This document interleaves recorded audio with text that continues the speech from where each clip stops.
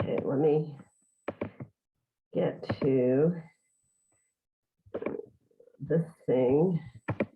Let me get it to go to the beginning. I know there's a thing that says slideshow from the beginning. Okay. So for those of you who, first of all, I'm real excited because this is such an amazing topic, and it is a topic that is developing over time. So for those of you who don't know me, my name is Debbie Orol. I am known as the road nurse. I worked in healthcare, in nursing, Western medicine for over 25 years. And through some of my own health journey, I began to understand that our healthcare system is there for emergencies and really beneficial, but it is not about health and wellness.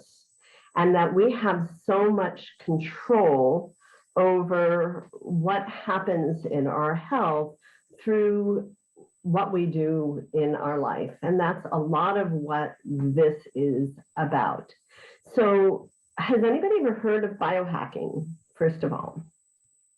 What have you heard? What have you heard about it? Laura's shaking her head. It's a long time ago, and I heard about it from Julia Mills.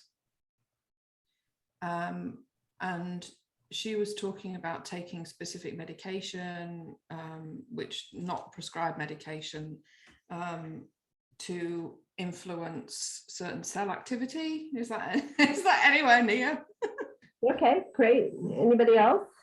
Yeah, I read an article, I think in like Scientific America, that was saying that they were going to inject these nano particles into your body that would find cancer cells and destroy them, and that they called it biohacking, of, they're almost like mini tiny computers, which sounds crazy to me. Sounds super futuristic. Yeah, so the topic of biohacking is crazy. It gets into all of this gene therapy and injections and cell modification. And if you look at the topic of CRISPR and how they are changing our cells and changing our genes. But the reality is that there are some things we can do simply. Some of them that you can engage in and pay to do, and some of them that you can just simply do on your own that don't necessarily have to cost a whole lot of money. Linda and I were talking about the fact that, she's heard Tony Robbins does all these things, and people spend tons of money on stem cell therapies and all of these other things, and they are out there, but they don't have to cost an arm and a leg to help us and to benefit us. So very simply, body hacking is the art and science of changing the environment around and inside you, that you have some control over your biology. Has anybody heard of the topic of, why are you not going down? Epigenetics. So epigenetics is the science of, again, learning that we are not a product of what our genes definitely tell us. So, for example, my mother had said to me, why do we all have thyroid issues? People who have diabetes will say, my family has diabetes. And that may be a true statement, but epigenetics is the study of the fact that we don't have to be beholden to the fact that we have this history, and that, again, what we do in our environment, our exposures, are going to affect our DNA positively or negatively, and that we do have some control over those outcomes. Right. Why is this not advancing? There it goes. So epigenetics is the study of how your behavior environment can change, can cause changes that affect the way that your genes work. Okay, so here is this crazy thing that I had posted on my Empowered Health Facebook page on that is known as cryotherapy. And so that's the first biohacking topic that I'm going to talk about. There are two types of cryotherapy that you can pay for, that you can go and sit in this machine. And the whole idea of cryotherapy is that you are changing the environment of your cells for about 3 minutes, 2 to 3 minutes, and putting your body in an environment of extreme cold for a short period of time.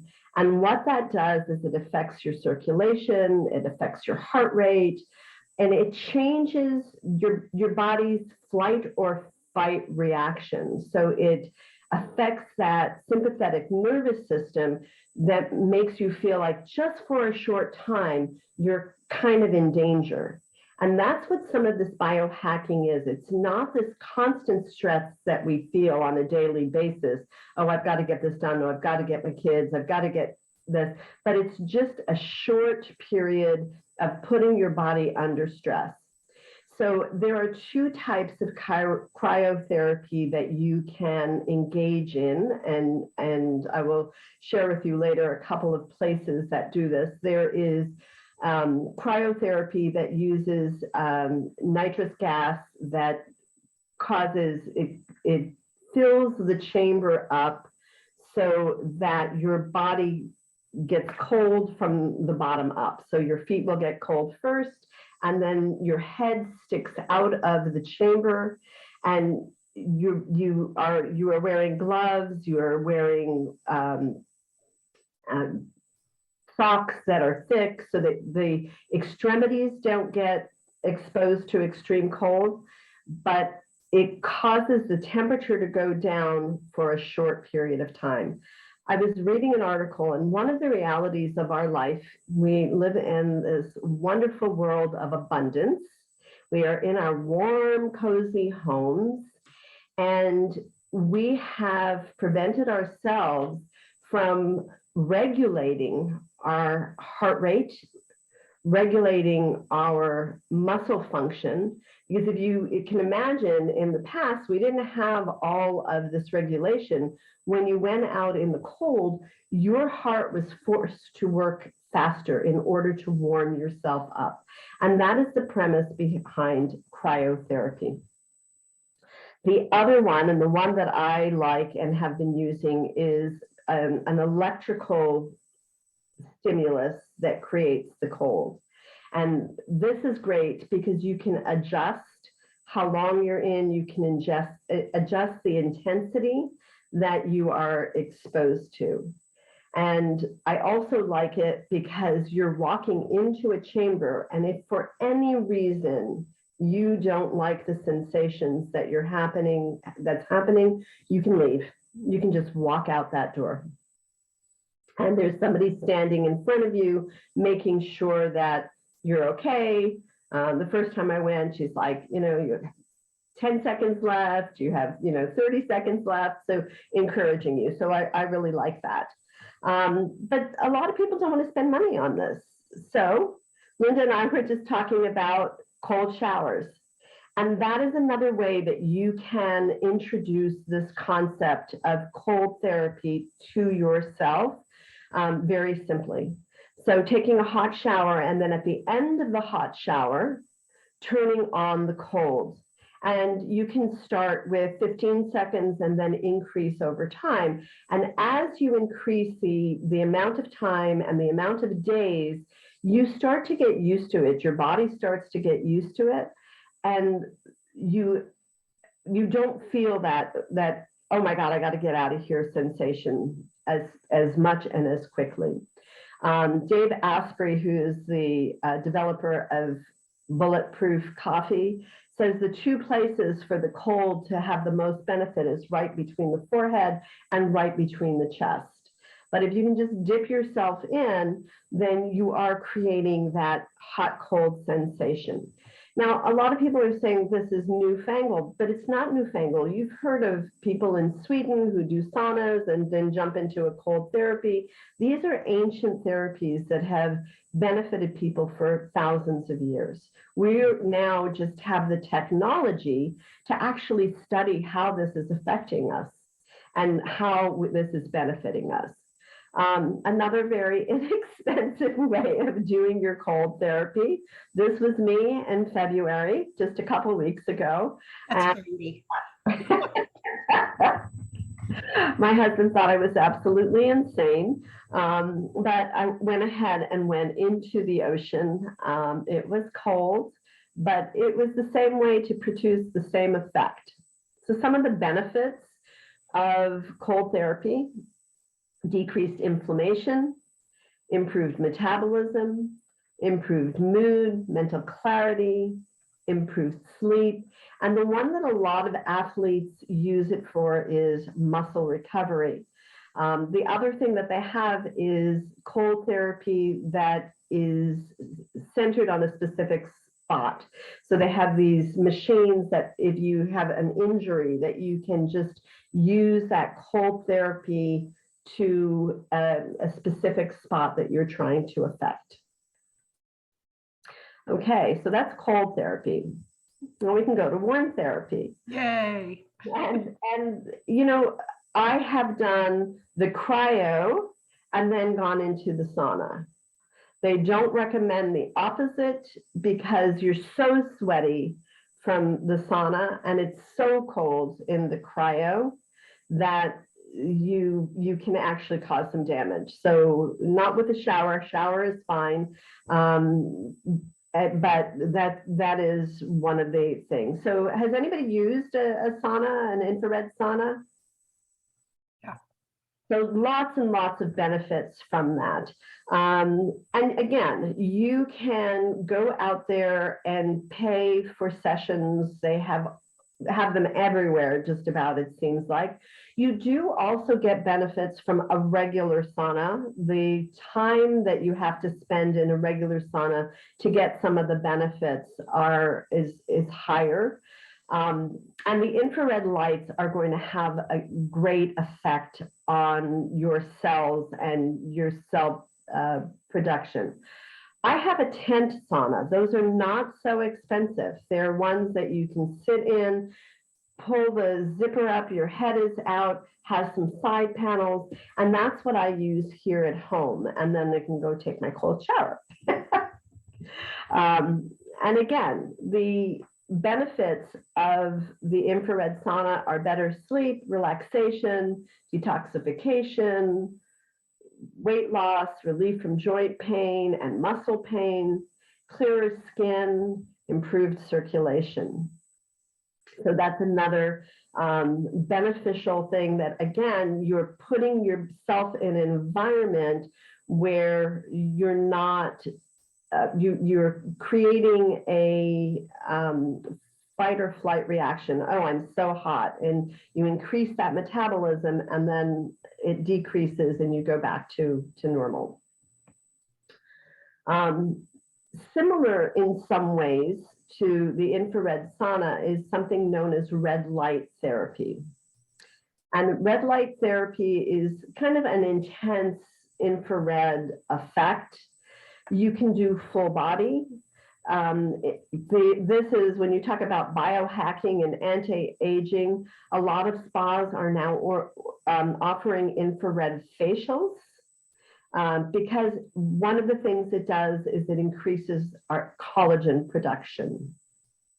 But I've done the full body infrared, again, 2 different types. There's a bed that you can lay on, and then there are panels that you can stand between. So I like the panels that you can stand between because you're in for a shorter amount of time. You're kind of, it's like cooking both sides at the same time. Whereas on the bed, you lay on one side and then you flip over to the other side. As I said, it stimulates collagen production, it increases blood circulation, reduces inflammation, promotes wound healing, and improves joint health. So a lot of people who are going through whatever issues they're going through health-wise often use these therapies to enhance their healing. Any questions so far? Anybody had experience with red light? So is this just like being in front of a red light bulb? Is that really what's going on there? Or is there something else going on? There's something else going on because it's more of the technology and more of the intensity. The red light has some benefits, but this actually has a whole body effect. And then there's no sunburn from that. So that's different than the tanning bed completely, right? Different than a tanning bed. Okay. They do have you wear sunglasses when you're doing this, just as a protection always. And, you know, I still recommend, you know, things like I won't use citrus oils when I'm going into any type of sunlight or red light or anything. Citrus oils topically, I don't know if you know that, but if you're using them on your body and you're exposed to any kind of infrared or sunlight, it can actually cause burns. So something just to be aware of. I have some shoulder issues. I took a fall in November when I was hiking, and you know, my girlfriend is like, "Have you done an MRI?" I'm like, "No." You know, "You might need surgery." I'm like, "Nope." You know, and if I wasn't able to do this, then yes, I would definitely go and get checked out. I have pain, and so I'm working on my pain with different types of therapies. And I was listening to something where Tony Robbins was talking about stem cell therapy. You know, that's out there and expensive, and hopefully someday will be much less expensive as a way to help people rather than having surgery. And he said, you know, he had surgery, he had physical therapy, and then ended up having stem cell therapy, and that's what actually ultimately helped his pain. Intermittent fasting. So this is one that you've heard about, and one again that you can do to create many, many, many benefits in our lives. And this is one of those ancient therapies that have been done for thousands and thousands of years. So again, we are a product of this abundance that we have in our life. I can go downstairs to my pantry and my refrigerator, and I could probably be locked into this house for 6 months and not have to go and purchase anything, because I have bags of nuts and bags of seeds and bags of dried fruit that my husband eats. And, you know, we have cans and we have things that are dehydrated and on and on. So we have this abundance. Well, those things were not always available to us, and we ate what was in season. We didn't eat first thing in the morning very often. We didn't eat late at night. You know, the sun went down and you were done. And we live in a society where we are constantly eating. So I am not a believer of this 5 to 6 small meals a day, because every time you eat something, even a carrot, that it makes insulin be produced in your body.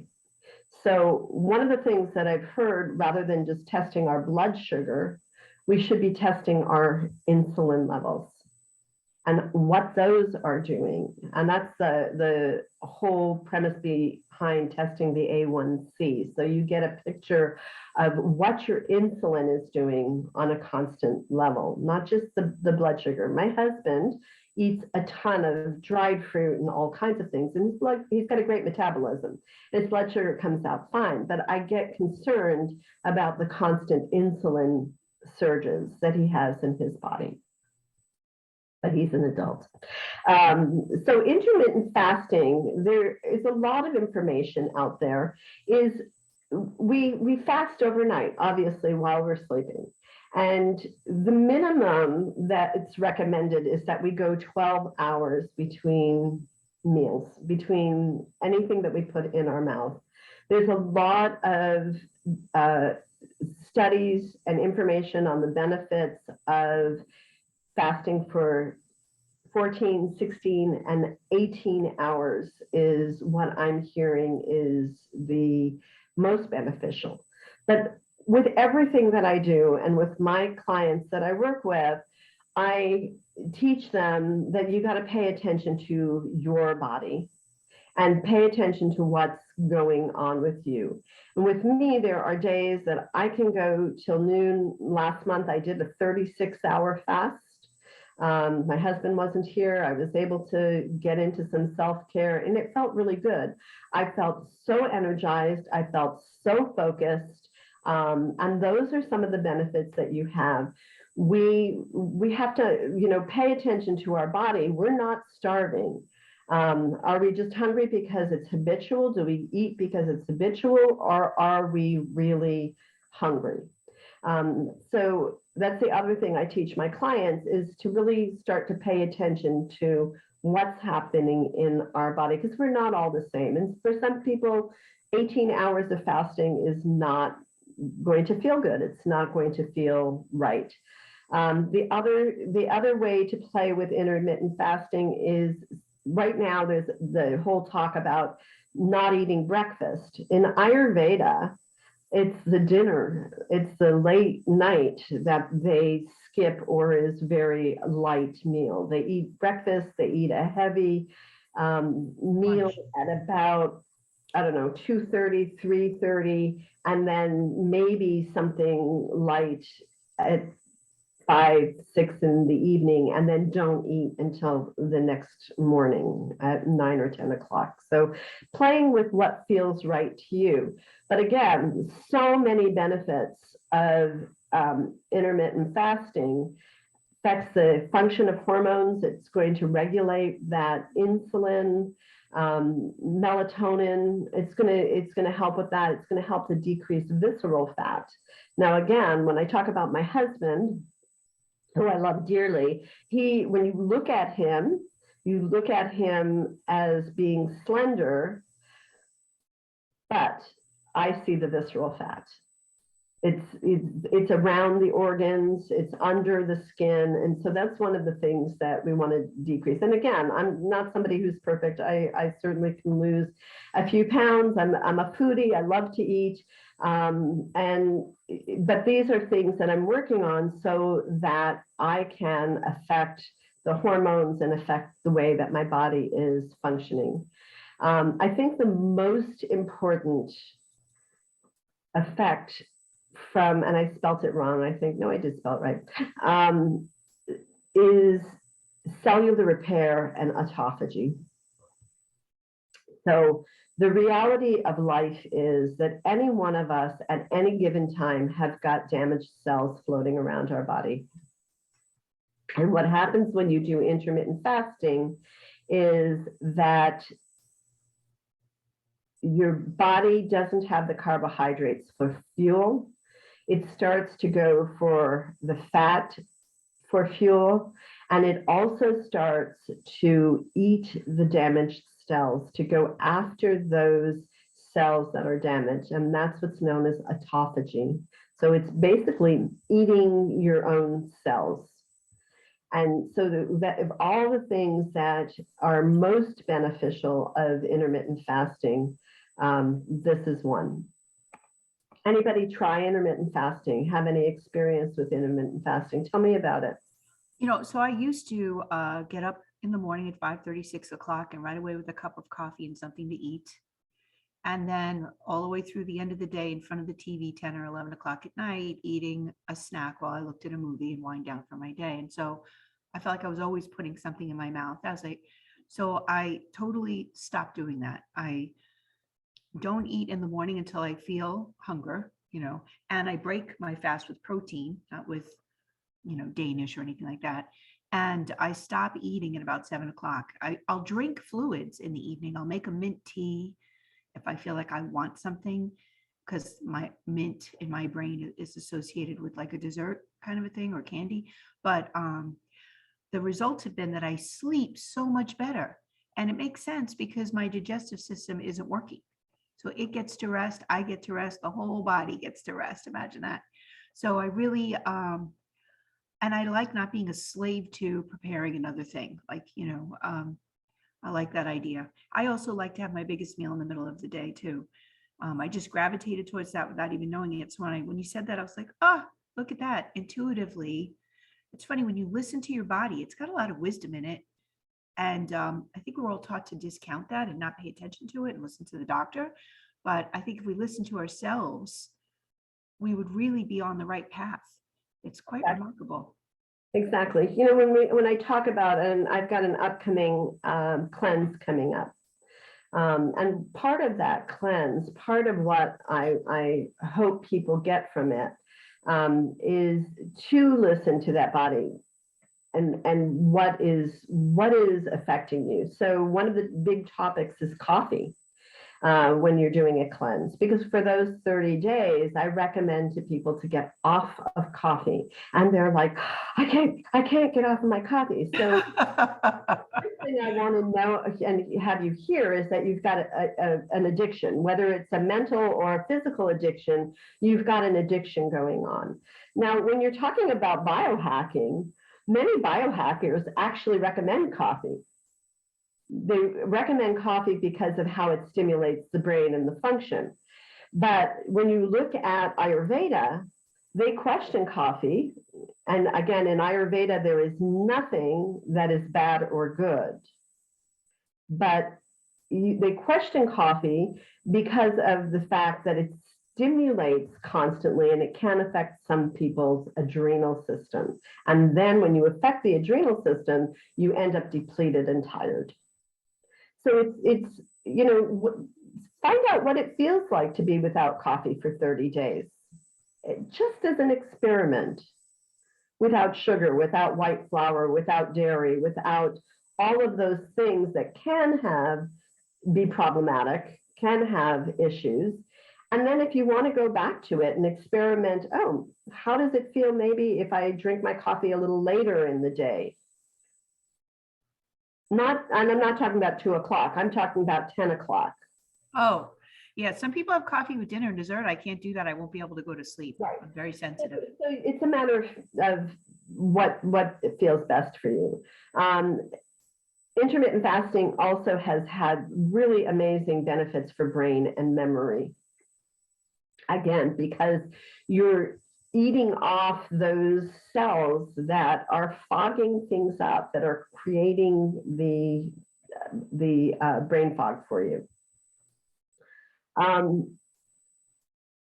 HIIT therapy, or what they call high intensity training, is another form of stressing your body. So everybody talks about exercising being very, very beneficial. But there is a big difference that you're going to get from doing 30 minutes of walking or an hour of walking and having a short 15, 20-minute high intensity interval training. And again, that puts your body in that stress mode so that you are affecting your cells. Increases calorie burning, increases oxygen consumption, improved heart rate and blood pressure, and reduces blood sugar.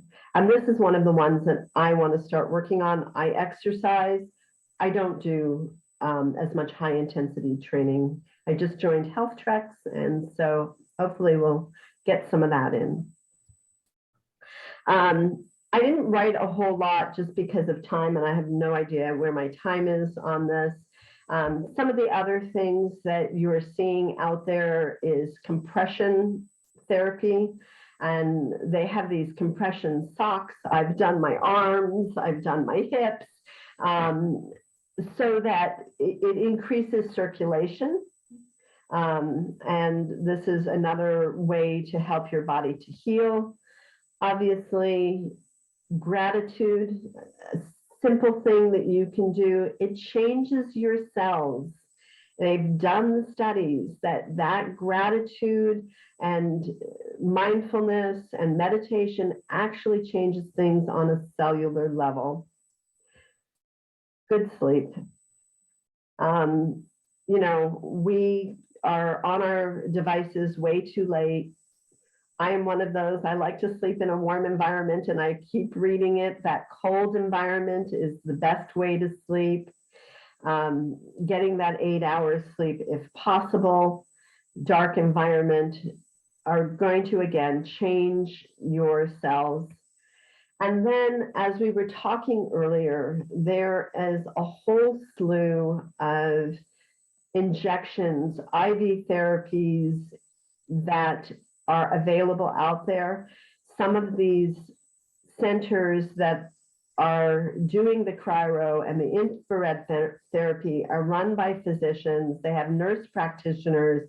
They have IV hydration. A lot of them are frequented by people who are extreme athletes that want to push themselves.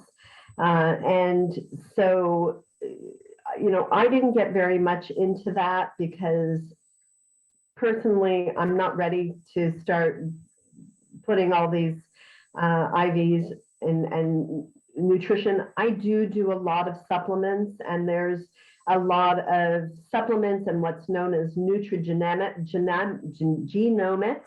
which is, again, therapies that use vitamins and food to help our bodies to heal themselves.